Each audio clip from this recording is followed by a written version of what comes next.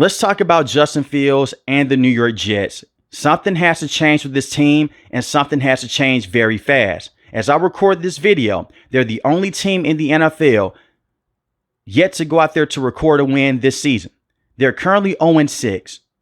And this does not bode well for the future of Aaron Glenn with this organization, because we've seen a lot of teams move on from coaches after just one season. We've seen a lot of one and dones, and this may be the case with Aaron Glenn if he cannot turn things around. But before I focus in on Aaron Glenn and the rest of his coaching staff and the defense here, I want to focus in on Justin Fields for a second.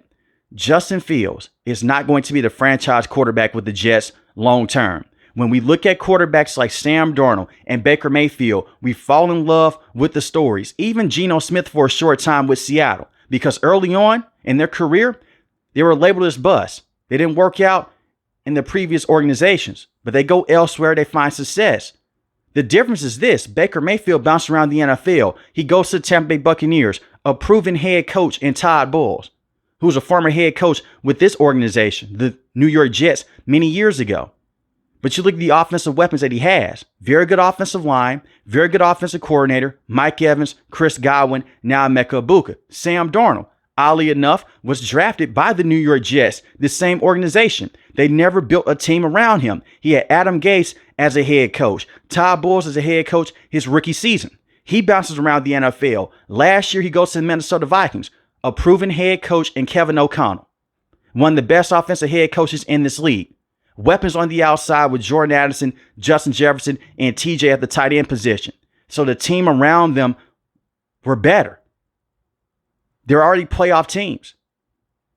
This is not the case here with the Jets. They're a rebuilding team. So why on earth would Justin Fields want to sign with this organization if he knows that he still has more developing to do? And he signed a 2-year contract. The problem with Justin Fields in his contract that works against him and it works in favor with the Jets here, it's basically a 1-year deal. There is no dead money after the first year. They can wipe their hands clean of this contract. And the same problems that he had early on with the Chicago Bears, with the Steelers last year, he's running into these problems yet again. He's not a very good passer inside the pocket. He doesn't go through his reads fully enough. He's a 1 to 2 read guy. Then he takes off with his legs. He's going to keep his eyes down the field when he's trying to extend the play. He's trying to go out there and do everything on his own with his legs because he's a run-first quarterback in many situations. And the Denver Broncos, they expose that today. And when you have all that speed, you can also rush yourself into pressure over and over again. And this has been the case with Justin Fields. I understand early on in his career with the Bears, he had a terrible head coach in Matt Nagy, a terrible offensive line. He was tied being the most sacked quarterback in the NFL with Russell Wilson. But he also brought a lot of pressure on himself by not getting the football out quick, holding the football for a very long time. That was the case last year with the Steelers. The Steelers did not even view him as a starting quarterback. They viewed him as a backup. The only reason why he started football games last season for the Steelers is because Russell Wilson came into the season with an injury to his calf. As soon as Russell Wilson was 90% healthy, they moved off Justin Fields. They said, back to the bench you go. So now he comes over to the Jets, and they don't have the offensive coaching staff to get the most out of Justin Fields. You have Coach Tanner. This is his first year in the NFL calling offensive plays. He came on from the Detroit Lions with Aaron Glenn. You don't have a veteran offensive coordinator, and the offensive weapons around Justin Fields are not the best. Outside of Breece Hall and Garrett Wilson, you have a lot of question marks on this roster. You have a rookie tight end and Mason Taylor. I believe that the upside is definitely there out of LSU.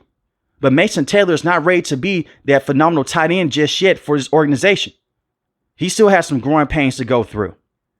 Your number 2 receiving threat is Allen Lazard. And we've seen Allen Lazard with and without Aaron Rodgers. He's not the same player. When Aaron Rodgers went down with that torn Achilles injury, in year 1 with the Jets, Allen Lazard was a no-show on this field. Last season, he performed better. But he became the number 3 wide receiver next to Devontae Adams and Garrett Wilson. We all know that Garrett Wilson is one of the most talented wide receivers in this league. He's put up good numbers with Aaron Rodgers, with Zach Wilson, and he's trying to give in a decent effort with Justin Fields. But he's getting double teamed a lot of roll coverage. So Arian Smith, a rookie that you selected out of Georgia, and this year's draft class, you're expecting for him to come in and to be that consistent number 2? He's not ready for that spot either. And the offensive line talent is there. They're just very young right now. You have Olu Fashanu, John Simpson at the left guard position, Joe Tipman, center position, Armin Membu at the right tackle position. But these guys have not fully fleshed out their careers just yet to being a consistent offensive line. But they have been better this season than they've been over the last few years in New York, especially in year one with Aaron Rodgers and last season with Aaron. In the back half of last season, the offensive line played better, but it is still on Justin Fields. He can't throw open wide receivers. He's very late on passes. He's just not a natural passer of the football. He's not in the same conversation with some of the best throwers in this league. And when the playbook is out on you, when they can scout out your weaknesses over and over again, they're going to exploit that. I understand in week one, he had a phenomenal game against the Steelers. That has been the best game in his career in the NFL. 16-22, 218 passing yards, 1 passing touchdown, 0 interceptions, and he did major damage on the ground. But in week 2 against the Buffalo Bills, he was 3 of 11, and he got knocked out of that game early for only 27 passing yards. Against the Miami Dolphins, 20-27, 226 passing yards, 1 passing touchdown. He also did major damage on the ground with his legs, but you still lost that matchup. And we could talk about the miscues here, the fumbles, and the dumb penalties. But Justin Fields still missed a lot of throws in this matchup over and over again. Against the Dallas Cowboys, the stat sheet looks nice. 32 of 46, 283 passing yards, 2 passing touchdowns, 0 interceptions. And the key thing here is that he's not throwing interceptions. He's just taking dumb sacks over and over again. He's throwing the football away. Just because you're not throwing a lot of interceptions doesn't mean that you're not playing bad football. He still is. Majority of his numbers last week came in garbage time against the Dallas Cowboys, and this has been the case with Justin Fields and his career. And now we go to today's game against the Denver Broncos, one of the worst games that I have ever seen in NFL history. Neither team looked good on the offensive end. I'm all for defense, don't get me wrong. I love defense. It's a breath of fresh air.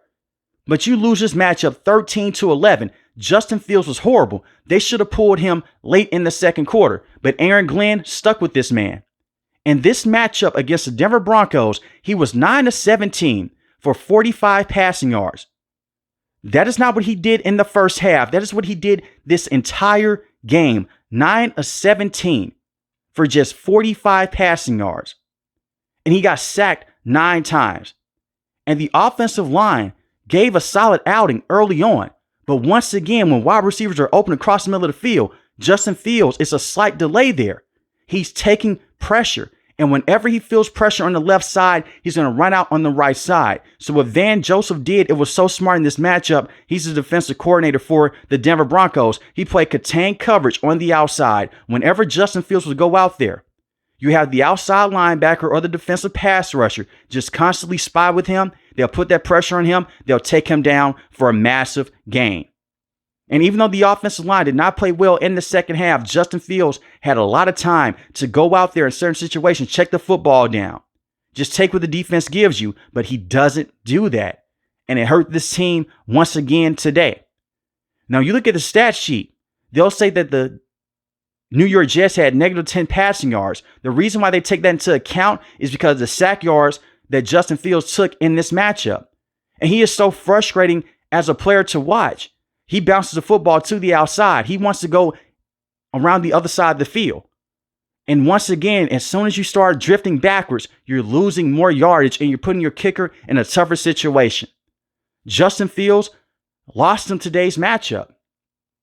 This was all on Justin Fields and no one else in terms of offensive production on that side of the ball. We talk about the miscues with Aaron Glenn. He deserves some blame, but the team played well enough to win today against the Denver Broncos. Justin Fields, he didn't play well enough. And I do not believe that he is a starter in this league. I don't think that you can build an offense around Justin Fields that can help you win many football games in this league. It's just not possible. As an athlete, he's one of the best at the position as a pure athlete.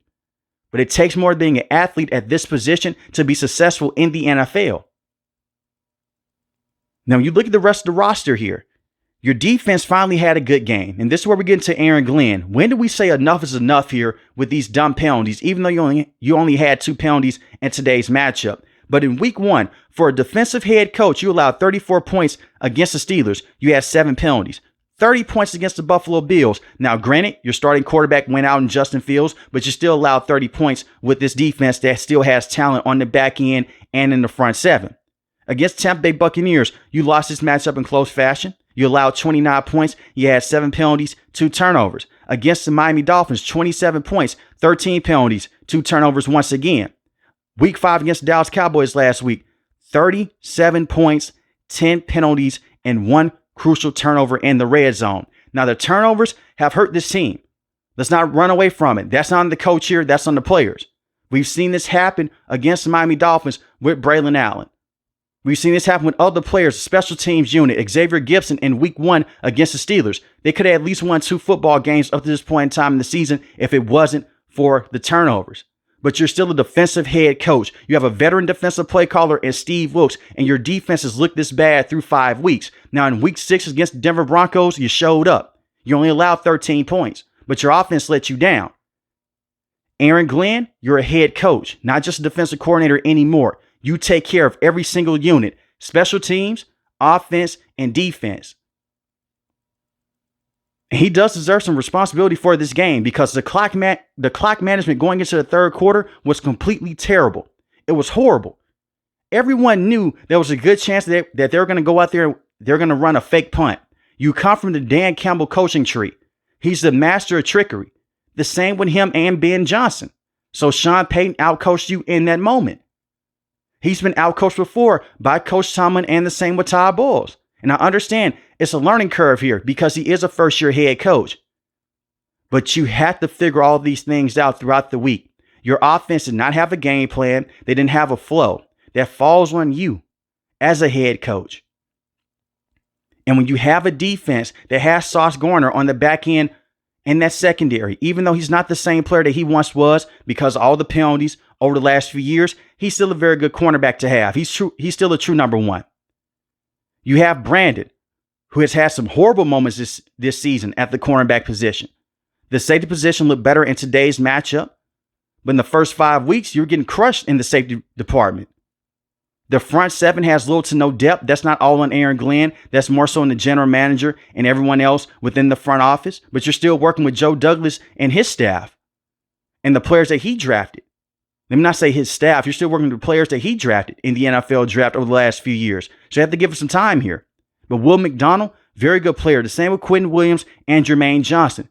The entire defense was on fire today, but coaching and Justin Fields let them down. I look at it from this standpoint. If Aaron Glenn was to go out there and he was able to bench Justin Fields, they would have possibly won this matchup with Tyrod Taylor because he's going to get the football out quick. He's not going to take the dumb sacks over and over again. And I'm not saying that Tyrod Taylor is the answer for the New York Jets. Just as a passer, he's a better player than Justin Fields, but he hurts you in today's matchup. And it's okay to bench him and go back to him for the next week. He just wasn't playing good in the first half, but you stuck with this man. You're being so stubborn. And we've seen this with Aaron Glenn before, with Brandon in that first game against the Steelers. Bench him for the rest of the game. You can go back to him the next game. Work him in as a rotational corner. He stuck to his guns. And he let Brandon stay in the game the entire time. And he constantly got picked on over and over again. We could say that the New York Jets were unlucky in that matchup against the Steelers. You had the special teams fumble and DK Metcalf catches the football on his back. They get into field goal range.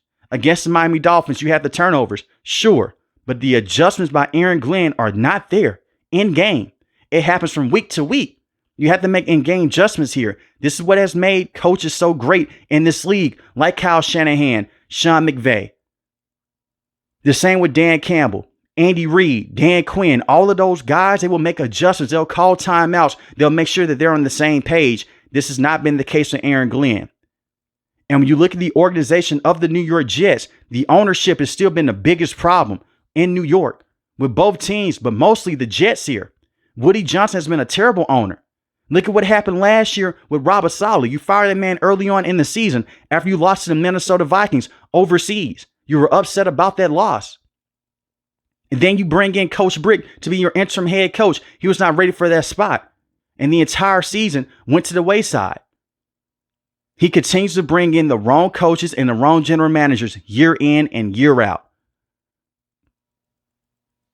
And this was not a year for the New York Jets to possibly go out there and make the NFL playoffs. All that hype died down in year 2 with Aaron Rodgers after you fired Robert Saleh.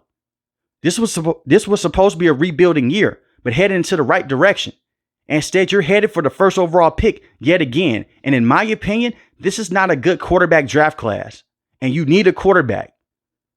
So we'll see what happens with the New York Jets. Could Justin Fields possibly bounce back? Sure. But we've seen this song and dance before. We've seen Justin Fields go out there with the Chicago Bears, have bad moments.